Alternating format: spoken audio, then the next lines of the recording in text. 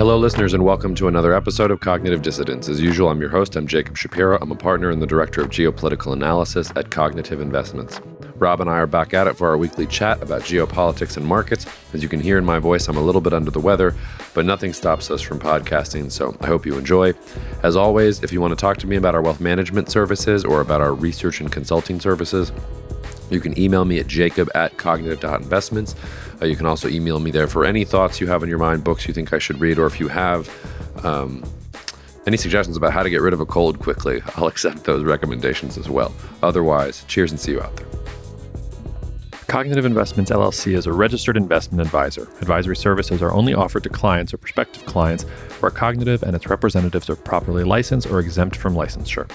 For additional information, please visit our website at www.cognitive.investments. The information provided is for educational and informational purposes only and does not constitute investment advice, and it should not be relied on as such.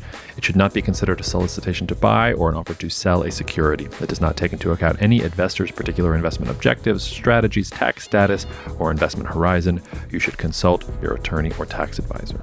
Rob, I can't actually remember the last time you and I got to do our weekly chat on Thursday. It feels like it's been your vacation and my vacation, and this happened and that happened. It feels like it's been a month. Has it been a month? It probably has. It's good to see you. It's been a long time. I hope we don't forget how to do it. Oh, no. It's like riding a bike. Although, I spent time with a friend of mine who recently, and he might listen to this, he might not. He knows who it is. He doesn't know how to ride a bike. Do you know anybody in your world who's like 35 plus years old and doesn't know how to ride a bike? No, I don't think I do. That's very strange. Why don't we dive in and talk a little bit? We're going to talk about Europe and China today. Why don't we start with Europe? Because I feel like we always talk about China and everybody talks about China, and we will get to them in due course. They're the second largest economy in the world. But you can sort of, if you pay any attention to geopolitics and to markets, you can tell that everybody is suddenly very pessimistic about Europe again, and there's some reason for that. Some of the latest data out of the European economy is really bad. Business activity contracted again in August to its lowest since November 2020, which is pretty scary. German industrial production declined 0.8% last month. That's a third consecutive month of declines in Germany and German industrial production, and they are the beating economic heart of the European Union. There's also, we've talked about energy prices and why last year there was hysteria about energy prices going to the moon. This year there seems to be too much complacency, so we also are sort of telegraphing that we have some concern about energy in general. And I haven't even mentioned Olaf Scholz falling down and wearing an eye patch as he gives underwhelming speeches to the rest of the world. But where do you want to start, Rob, in sort of taking apart and understanding what's happening in Europe and how folks should be understanding this? Oh, let's start with the eye patch for sure. What do you want to say about Germany in particular? Do you want to kind of set the stage? Because there's been some political developments that I think are worth talking about against the background of the sort of sputtering industrial economy there. Which ones in particular are you talking about? Oh, just Scholz's sort of weakening prestige, signs of his coalition losing popularity, signs of them just not knowing what they want. Yeah, I mean, he never had much prestige to begin with. I think we were still beta testing the knowledge platform when Germany had its elections last year around this time. And one of the first sort of longer pieces that I put on, I don't even know if we formatted it in the nice, pretty, and focused format that we have right now, was thinking about Germany's elections and what the transition meant to go away from Angela Merkel, not just Angela Merkel, but the CSU, into somebody like Olaf Scholz and the SPD. But the SPD also is governing as part of a coalition, and it's a coalition that has never made much sense because you've got SPD, but then you've got the Greens on one side, and I'm forgetting the exact name of the other ones on the other side, but they're more sort of fiscal hawks. They don't want to spend a bunch of money. They don't like debt. You might as well throw them in with the frugals and the rest of the European Union. And it's useful to go back and look at some of the things you wrote 6 to 8 months ago, it turns out, because we said this is going to be a very fragile government. This government is going to try to make goals, and it probably won't be able to figure them out because Scholz is not going to be able to satisfy all of his coalition partners, and he doesn't have the gravitas of Angela Merkel, who, even when she was pushing policies that maybe were controversial, say about migration was a great example, just by virtue of the fact of who she was and how long she had governed and her political skills, she could get stuff through. So I don't know that it's a development, but it is like we're now going on, quite a while of Scholz being at the helm, and the fabric of that German government is coming apart at the seams. And you can see that in polls. If Germany had elections tomorrow, you'd probably have a radically different German government, and probably you'd have a CSU, CDU thing. And, the dreaded AfD, Alternative for Deutschland, is also sort of lurking in the back. So now we get all these stories in the media. They just recycle the same stories they do every time AfD gets above 20%. Oh my God, the far right coming back in Germany. Let's all make sure that Germany spends more than 2% of their budget on military GDP. Anyway, so that's like the political backdrop for what we're talking about here.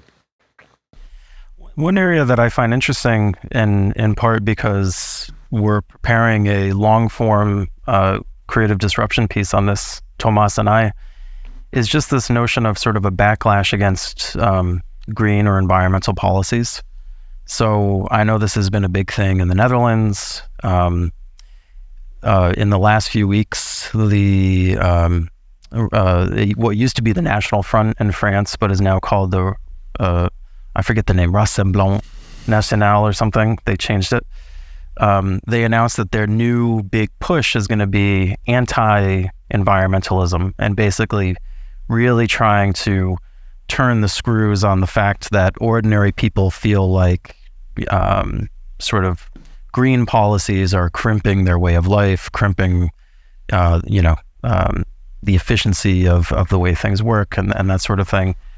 And the area that Tomas and I are working on for this piece is actually on these PFAS chemicals, these forever chemicals. And without giving too much away, because there's a lot of detail in the report and it talks about very specific areas where this is going to be a major problem, like, I hate to say it, but I can sort of sympathize with this, because this PFAS ban, everyone is talking about this there's two stories in the media. The first is, the chemical companies that make these forever chemicals, they're being hit with very big fines. So 3M, I think, had to pay a multi-billion-dollar fine. I think people are aware of this. And for people who haven't been following this, these forever chemicals are basically chemicals that are getting into the drinking water. It's a serious and major health problem. It's not a made-up thing. But the angle that Tomas and I are exploring is, well, you need these PFAS chemicals to do all sorts of like very fundamental industrial processes. Paper making, for instance. If you want to make chlorine, you need this. There's no real other way to make chlorine, for example. And again, without giving too much away, it's going to be a major bottleneck for a lot of things. And I just wonder if you have any thoughts about kind of how greenery is rising or falling, if that's a theme that we should be thinking about, because I've had my head in this PFAS thing, and it's certainly something that I'm thinking about, but I'm not sure if I have the perspective on the political side that you do. I love the term greenery. I'm going to steal that and use that. The greenery movement is just not. It's just not living up to its promise. I have lots of thoughts about this, and this is one of the few moments where I'll let myself get on a soapbox, but I'll try not to be too pedantic about it. Before you and I even knew each other, when I first launched Perch at the beginning of the pandemic, one of the things we launched Perch with was a forecast of the 2020s and some of the major trends that I thought were going to shape geopolitics in the 2020s. And I actually had to go back and reread that piece recently because I was speaking at a conference earlier this week. The theme was the next 5 years. So when you're speaking about the next 5 years, like, it's still within the framework of that piece that I wrote, gosh, almost 3 years ago now. And one of the chapters of that piece is the rise of climate politics. And not about how we're going to have the energy transition quite yet, or that the economy is going to become more green, but that climate politics itself is going to become a political force and a political ideology. And in the same way we used to talk about communism and liberalism, now we're going to have greenism and and all these other sorts of environmentalism. And the I feel weird even talking about these things because I'm not technically a member of the Sierra Club, but I'll let some biases show. Like if I should be a member of the Sierra Club. I'm as green as they come. I want to save the environment. I think it's completely ridiculous how we are destroying the planet, and I get real angry when anybody comes on, oh, climate change. Like, yes, it's all real, and I hate that we're destroying the planet, and it makes me feel terrible. That said, I do not understand the bait and switch that has happened with environmental politics in general, because none of the things we actually need to do to have not just a greener economy, but one that is more sustainable, one that is more secure, one that is more efficient, like all those things sort of go together in tandem. If you really want to change like the fundamental systems that power all of our economy, first of all, we have to do that in sort of a really careful way. And we can't just throw the baby out with the bathwater. And Germany is a great example. The Greens want to be the leader of the energy transition in Germany, and yet they're shutting down nuclear power plants and burning more coal because they have to give power to the German economic system because of some demented sense that nuclear power plants are not safe or not renewable or any of these other things. Look who the most famous person, arguably, in America is, aside from Donald Trump. It's Elon Musk, this like prophet of electrification. I was shocked when I was at the New Orleans airport earlier this week. I parked my car in the long-term parking lot because I was only going to be away for 2 days. They have entire rows that are just for charging EVs. None of the charging capacity that is charging all of those stupid Teslas in the New Orleans airport parking garage, is coming from green energy. It's all coming from natural gas or coal or petrol. I mean, from other hydrocarbons. And we somehow think that EVs, even though they're made with slave labor to get the cobalt from the DRC and like all these other terrible mining processes that, as Tomas has been on this podcast before and talked about how backwards it is, and somehow that's what passes for green. Keeping it within Europe, like Ursula von der Leyen this week had this big speech about how she wanted to launch anti-subsidy investigations into Chinese electric vehicles because Europe doesn't want to be left behind and have China be the electric vehicle leader leading sort of the global green movement and Europe falling behind. Who cares? Let them have the electric vehicle move. It's not going to do anything for you, especially if you don't change the grid and figure out that you're still importing lots of LNG and natural gas from Russia and everything else. So I'm pontificating a little bit, but yes, I think you're exactly right. We've had these strange political coalitions latch on to ideas about what it means to be green, but if you're somebody who cares about the environment and who also wants there to be safe and clean and efficient and secure energy, it's really, really hard to have that conversation. I'll give you one more tangible example. I can't say where I was when I was doing this, but I was presenting to an audience. And there was a fairly important person in that audience, and they were very clearly like conservative and very skeptical on sort of green energy. And they asked me like, hey, like, I talked about energy transition in the context of my slides, and they asked me like, well, I don't understand. This green stuff doesn't make sense to me. Everything that they're doing that is green is just going to make things more expensive, and it's actually going to be even less pollutive than before. And I said to that person, if it was you and me sitting down at the table figuring out what the best policy would be, I'm sure we could find some common ground. But what passes for sort of green politics right now doesn't really do that. So I don't know. I'm ranting there in general. So it's hard for me to be objective because of how angry I am about that. But to go back to sort of the objective Jacob, who in 2020 is writing about the 2020s in general and thinking about the future. Yes, this has become a major issue. Like climate is now something that people care about, and it creates sort of political coalitions and ideological affinities that maybe it didn't even 10 or 15 years ago. And I don't really know what we do about that, because the actual issue, like how do we get clean, efficient, safe, secure energy, like nobody's actually talking about that. Like it's probably actually easier to do that than people realize. I wonder if part of it is that it's just very easy to speak in ideals, and a lot of it is sort of emotional posturing and signaling values about who you are and who you want to be perceived to be. But when you really get to where the rubber hits the road, I don't think most people want to talk about the very difficult costs that must be incurred in order to do what we want to do in many of these cases. Like the PFAS thing we talked about, and Tomas and I, basically the gist of our report is here's 8 different major areas where this is going to be a massive problem, and we're going to incur major costs, and companies are going to have a huge headache dealing with this.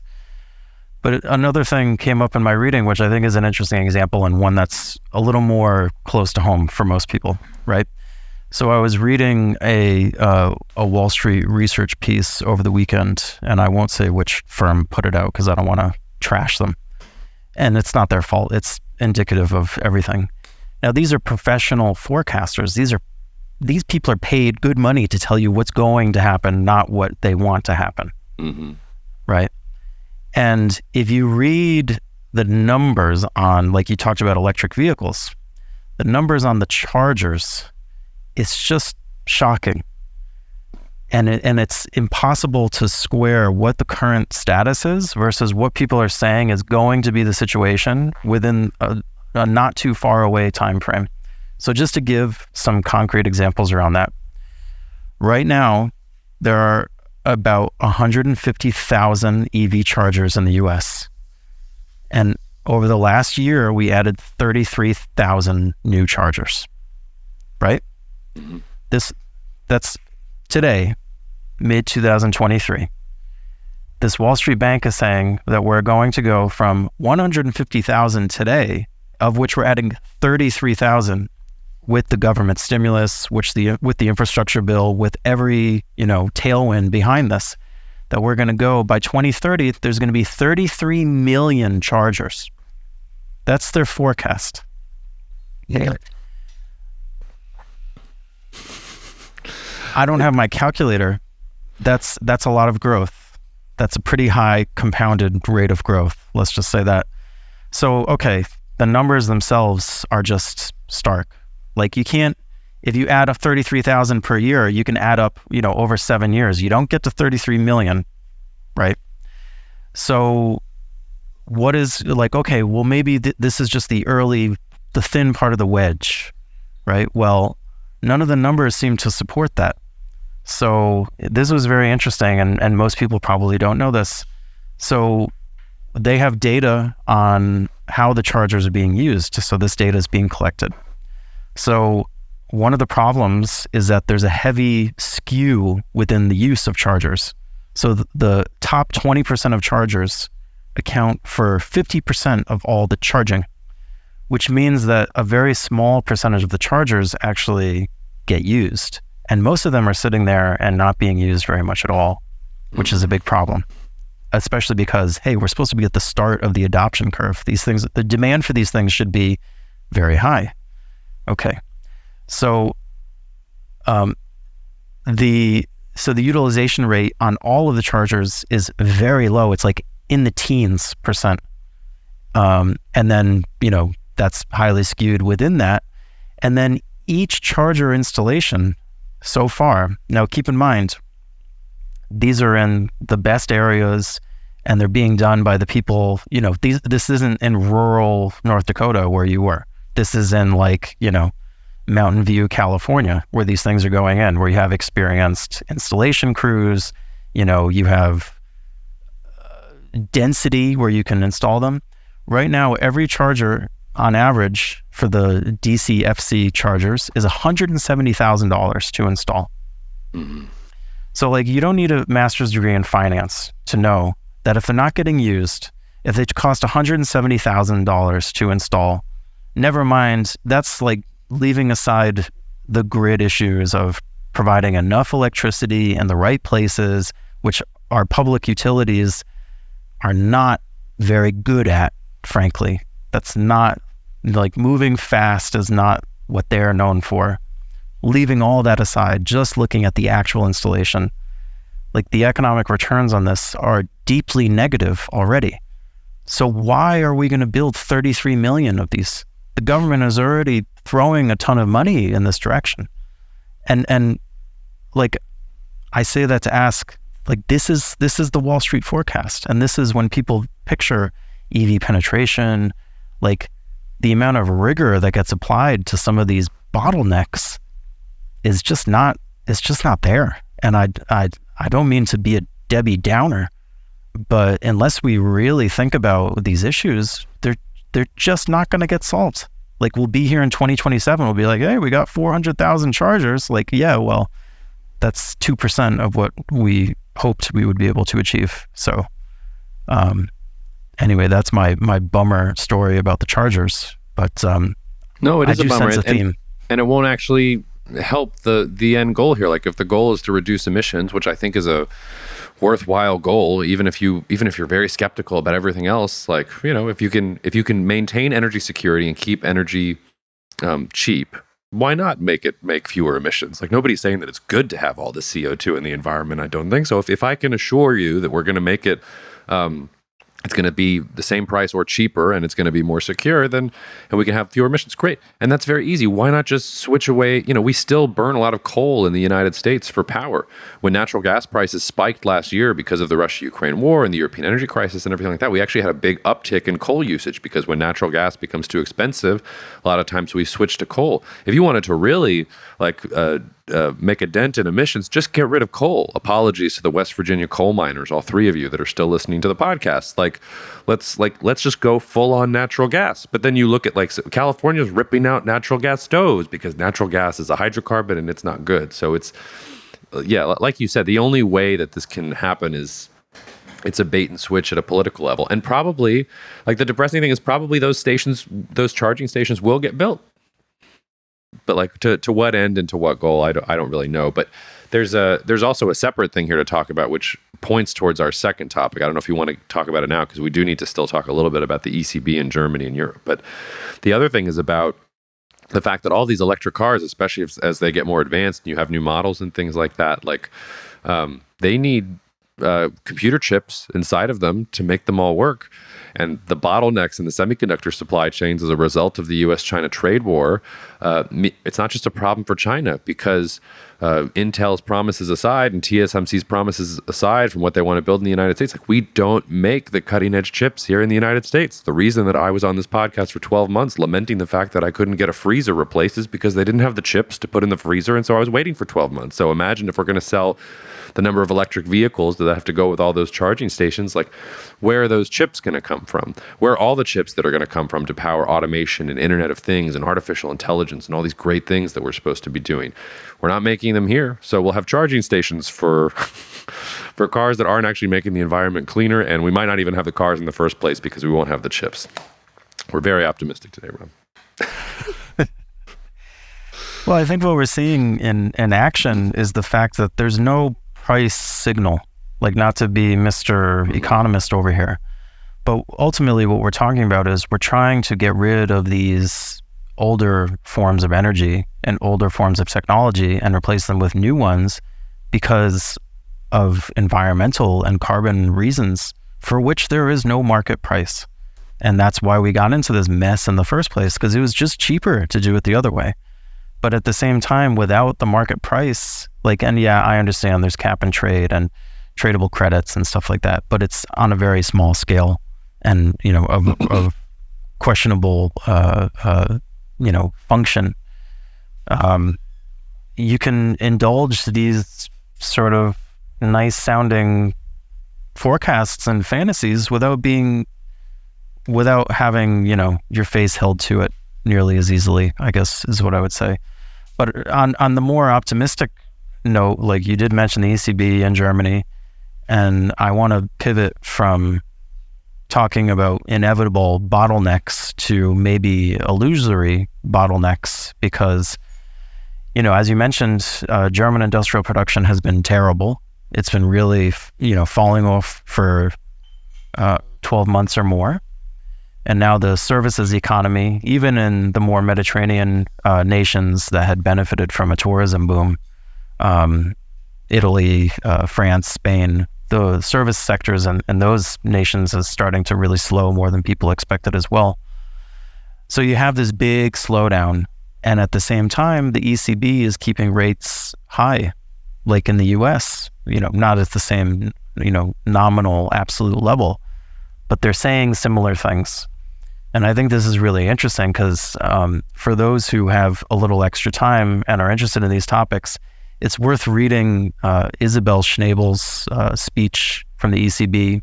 I think she gave it at Jackson Hole, because she went through like a lot of her thinking about why essentially she thinks ECB rates are going to have to remain high. And a lot of this is about the energy transition and these perceived bottlenecks. And I think this is interesting because they're looking at European inflation and they're looking at the weakness in the German industrial economy, for example, and they're saying this is not a demand problem, this is a supply problem. German industrial companies are suffering because energy is too expensive, because costs are too expensive. There's a structural cost problem, and therefore supply is shrinking, and that's inflationary. It's not deflationary. And that's sort of become, I think, in many ways, the consensus. The Economist did a big cover piece on Germany and all its ills. And I know we've gotten some questions, including from clients, about German deindustrialization and what do we think. And I guess the differentiated view I would put out there, and I'd love to hear your thoughts on this, is maybe they're mistaking a demand problem for a supply problem. Because we've talked about sort of the energy issues in Germany and how we think they're being overblown in the past. And I know you've been doing some updated work around that more recently. But the fact is that German industrial growth started to really roll over right as China was locked down. Like, it was sort of a perfect storm. China was locked down. And then right as China started to open up, the US inventory cycles really rolled over. So a lot of these Chinese factories, they had a brief little spurt, but they didn't get off the mat. And now they've slowed down again. And it's been a real rough demand situation for, from the perspective of a German exporter. So I just wonder if you do see a bottoming in some of these end markets, particularly China. And I think you're seeing some early signs that the U.S. inventory cycle might be starting to turn, which is very good for Chinese manufacturers who then turn around and buy German capital goods.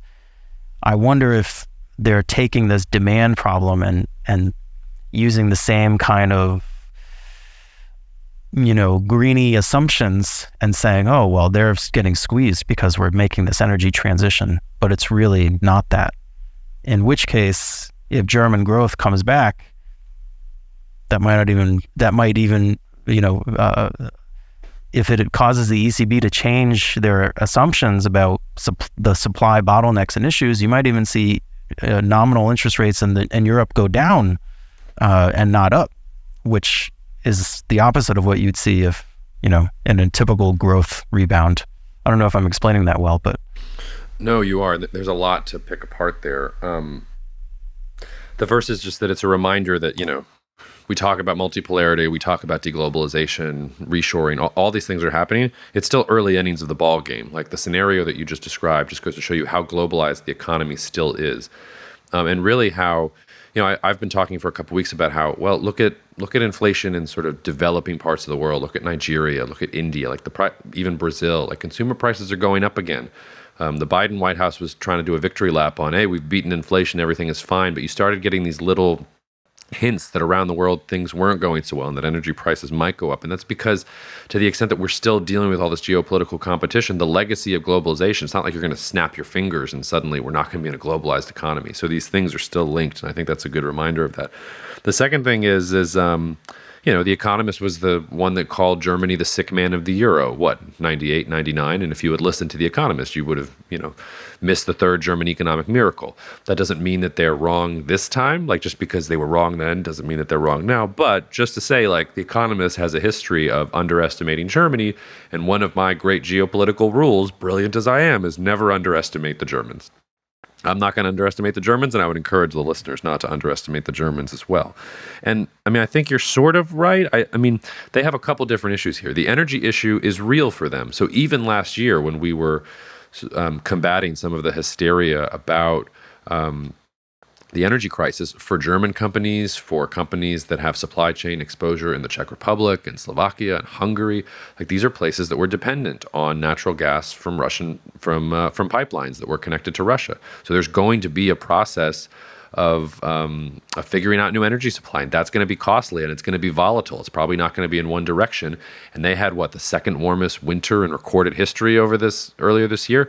Maybe we get the third warmest coming up. Maybe we get a snap back into something much colder, and maybe we're talking about much higher energy prices. So they are exposed on that level.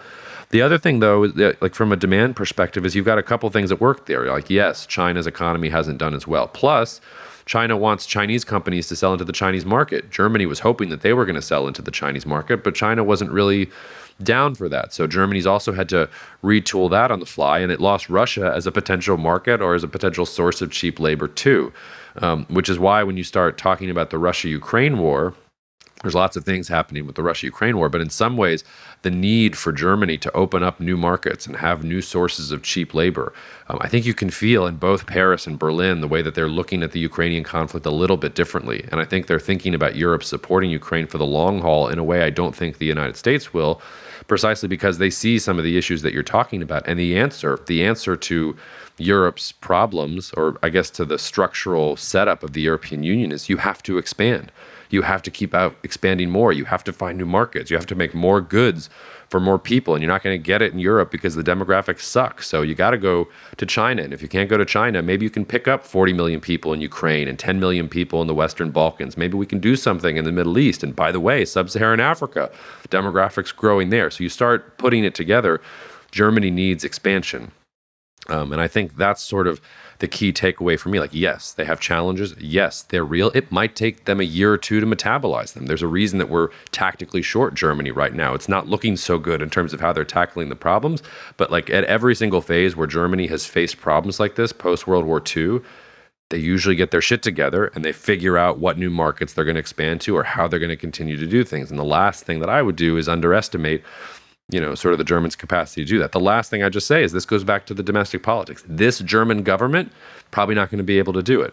But the more this German government stumbles over itself and the more eye patches are worn in Olaf Scholz's cabinet, the more you're probably going to get a counter reaction so that in the next election, maybe they'll elect a government that can govern without these sort of asinine coalitions that are disagreeing with each other, and they can do the types of targeted policies that enabled the last three quote unquote miracles to take off. So that's how I would sort of put all that together. It's not an unambiguously positive story.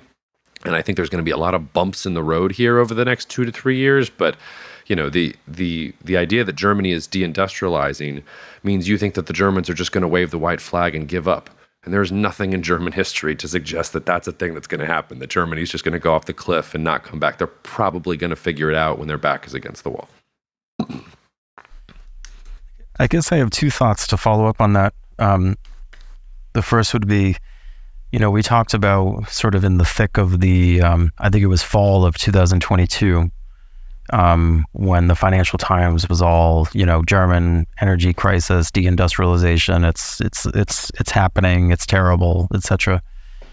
And at that time, I pointed out, which I think is still very valid, because one of the most vocal companies complaining about this was BASF. And it just happened, they were saying, if you dug into what they actually did versus what they said, because BASF was being interviewed for all these articles in the Financial Times and the Wall Street Journal.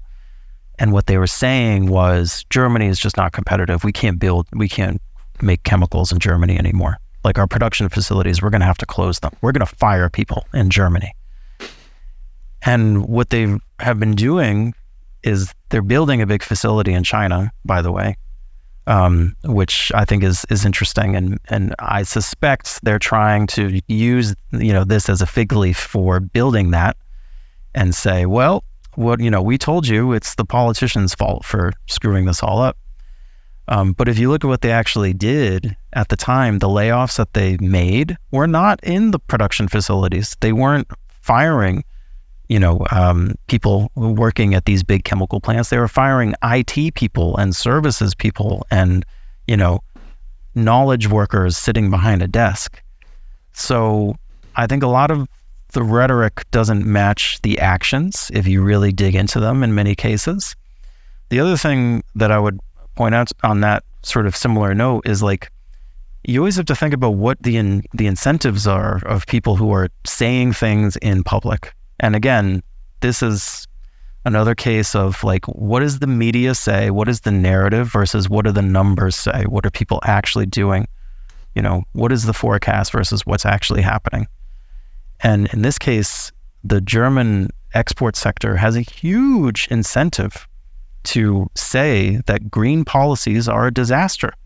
because they don't want supply restrictions. They don't want to incur these costs. They probably do have legitimate fears that this is going to be a pain in the ass and expensive and reduce their competitiveness over the long term. So to say like, oh, it's already killing us, so, like, of course they're going to say that. So I don't think you can listen to what people say and make any conclusions about what's happening in Europe. You have to look at what they do. The other sort of broader topic that I think is worth getting into is, so we're about to publish a piece on Poland for clients, probably right after we record this later today. So I don't want to, give away too much of what we say in there, but I think it's interesting, this notion of industrial capacity moving to areas like Poland. And Poland, as you point out in the piece, is one of the only large countries that is increasing its industrial capacity in the West, and its manufacturing capacity, which is a pretty striking statistic. And it's kind of interesting when you think about EU enlargement. And one comparison I would give, and maybe this is a stretch, is if you look at the US after the Civil War, right? A big part of why we fought the Civil War, yes, it was about slavery, of course, but in many ways it was because fundamentally the South wanted to have a free trading, agricultural-based society that was tied to England at the hip and would export into there, and the North did not want that. We wanted to have a high tariff barrier, mercantilist society that would increase manufacturing production capacity, that would climb up the value chains, that would compete with England and England's dominance. And it's sort of the the Hamiltonian view versus the Jeffersonian view. But the great irony is, like, okay, once we fought the Civil War and we kept the South in the Union, we then proceeded to spend the next 100 years moving all of our manufacturing to the South. Yeah. So I wonder if Europe has a similar opportunity here to expand its own union. And at some level, like, they're not building new factories in France, I'll tell you that much. They're not, in Germany, we can debate about that and we've talked about it, but what a great opportunity to expand manufacturing capacity in places like Poland, or potentially in the future, a place like Ukraine. That's something I'm thinking about. I don't know what I think about it yet, but I'm toying with that comparison. No, and we're about to embark on some research on this, and we reserve the right to change our minds. Maybe we'll come back in 2 months and say, "Oh, that was really dumb." When we actually dug in, like, it gave a completely different picture. But I was lucky enough when I was in Lisbon a couple of weeks ago to have dinner with a couple of podcast fans. Cheers, you guys! Thanks so much for taking me out. And one of the things we talked about there, and I promise this, we'll get back to Germany and Ukraine in a second. It'll feel a little windy, but we'll get there. They talked about how 20, 30 years ago, you could have bought like a basement apartment in Lisbon for 20,000 euro, 30,000 euro. I mean, just completely dilapidated. Portugal was the pigs, right? And they were maybe one of the real stalwarts of, bad economy, drug addiction everywhere, all those sorts of things. Those same apartments, I was walking around Lisbon, they go for 500,000 euros now. And the guys at dinner said, it was so obvious, but it wasn't obvious. Like, they didn't buy the basement apartments, but it was so obvious to somebody that, hey, this is Lisbon. This is on the coast. This is like a great part of Europe. Like, one day there will be market for this 20,000 euro shitty basement apartment to be sold for 500,000 euros. And I think that way about Ukraine today. Everybody says it's impossible. There's problems with corruption. There's a Russia-Ukraine war, yada, yada, yada. But my hunch is that 10 years from now, when townhomes in Kyiv are going for 200,000 and 300,000 euros, and when Ukraine has all these factories and is basically just going to repeat what happened in Eastern Europe when it joined, when it got out from underneath the communist bloc and joined the European Union and all that happened, like, I think 10 years from now, that will feel like the obvious thing that happened. And it's hard to say that today just because of the mess that has to happen to get from point A to point B.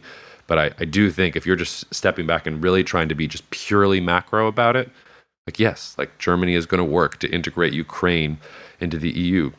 Germany for centuries has been wanting to integrate Russia into its own various versions of empires and things like that. And it's just going to settle for the richest part of Russia in some sense, which is Ukraine. We've got 7 more minutes, Rob. Do you want to that's probably not enough to talk in depth about China, but maybe we can tease it and come back to it. I think we talked about it a little bit, and it has to do with some articles that have come out examining the technology behind these new Huawei smartphones, and really showing that SMIC, which is basically China's version of Intel, and some of these other Chinese semiconductor companies, all of the U.S. trade war and export restrictions and technology restrictions and everything else, and all the concern that an authoritarian system like China can't produce tech innovation and things like that. Well, in that Huawei smartphone, it looks like they produced an awful lot of tech innovation. It looks like Huawei took it on the chin for a couple of years. And ironically, I think that the United States in some ways turned Huawei from a global tech company to a Chinese tech champion by virtue of really killing its global prospects. But it looks like China's showing you, or at least demonstrating, a form of tech resilience in the ability to create indigenous technologies that are, if not at the cutting edge, like they'll do for China's goals, at least here in the short term. Yeah, I don't know if we can adequately cover this in 7 minutes, now 6 minutes. But definitely setting the table, I think it's worth talking about this both specifically to the semiconductor context, but also in terms of how do you think as an investor about the next 20 years? If this is a multipolar environment, how do you think about catch-up growth versus, growth at the technological frontier? And I think a lot of people think of China, as primarily a catch-up growth story in some ways. But I think this really shows, and historical examples abound, that it's almost impossible to deny, if there's a well-functioning system, if there's a system where the incentives are right and the institutions are not falling apart, if they're determined to learn how to do something, they're probably going to figure it out. And the United States did this successfully, going back to the Industrial Revolution. I mean, the looms of that time were the EUV machines of today. They were super complicated, these closely guarded secrets. And yeah, we figured it out. It wasn't, it's very difficult to keep that stuff under wraps. So it's worth thinking about that. And I think, we've sort of expressed this in the past, but this sort of confirms this theory that the notion that we're going to keep China in some kind of box when it comes to high-end semiconductors seems pretty fanciful. So what are the implications? I think it's worth having a conversation about that. Not right now. No, I mean, we'll have a deeper one, but I think it's the inverse also of, just as it's also unrealistic for China to think that its dominance in, say, rare earths is going to keep the United States or U.S. companies back. And I think that's usually the frame that especially Western investors think of. They think of, oh, well, China has these advantages in commodities and they might use it against the United States and the West, but they'll be able to make it work.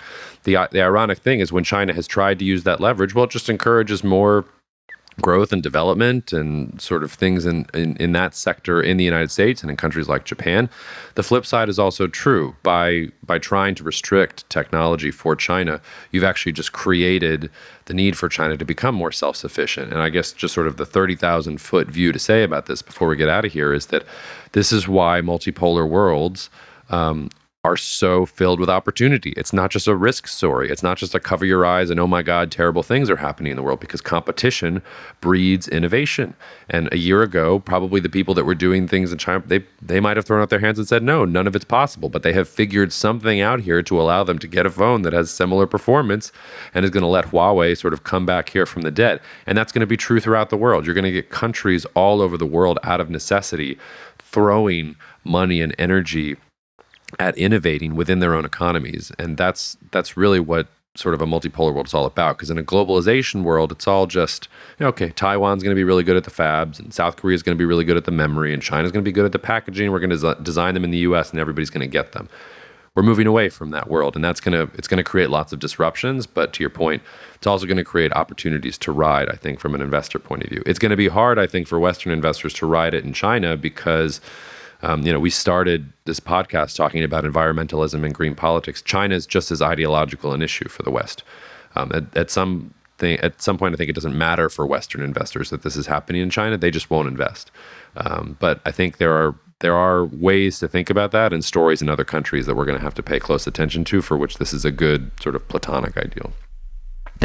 And not just stories at the technological edge, just to reinforce that, because everyone talks about semiconductors, okay, it's very important.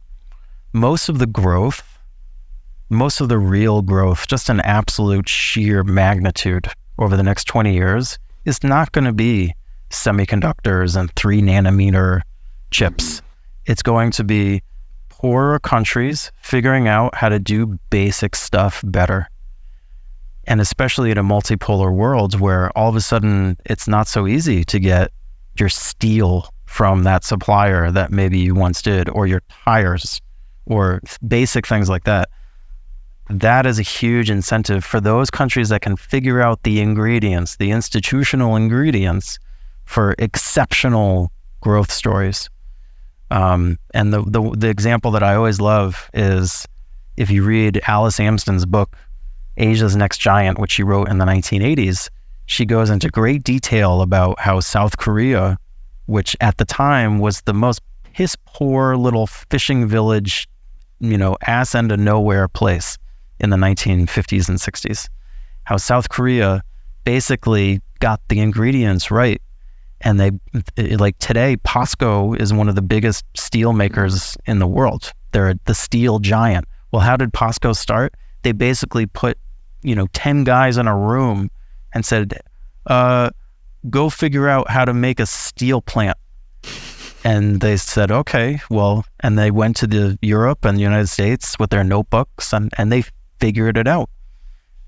You're going to see a lot more of those stories in Indonesia, in, places that you wouldn't expect them, I think, and especially those that are maybe straddling 2 different lines, or will find it more difficult to import everything that they need as sort of globalization recedes over time. We'll pick it up there next week. Listeners, if I said anything that sounds completely wrong or you completely disagree with, just remember I'm delirious on cold medication. I take no responsibility for anything. In fact, I just blacked out for the last 45 minutes. I don't even know what happened. See you later, Rob. See ya. Thank you so much for listening to the Cognitive Dissidents podcast, brought to you by Cognitive Investments. If you are interested in learning more about cognitive investments, you can check us out online at cognitive.investments. That's cognitive.investments. You can also write to me directly if you want at jacob@cognitive.investments. Cheers, and we'll see you out there.